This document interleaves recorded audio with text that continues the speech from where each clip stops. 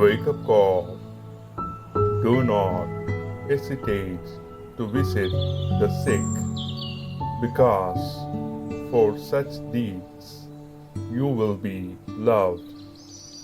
The book of Ecclesiasticus, chapter 7, verse 35. രോഗിയെ സന്ദർശിക്കുന്നതിൽ വൈമനസ്യം കാണിക്കരുത്. അത്തരം പ്രവൃത്തികൾ നിന്നെ പ്രിയങ്കരനാക്കും. പ്രഭാഷകന്റെ പുസ്തകം അധ്യായം 7 വാക്യം 35. Good morning. ലൗദേത്തൂർ യേശുസ് ക്രിസ്തുസ്.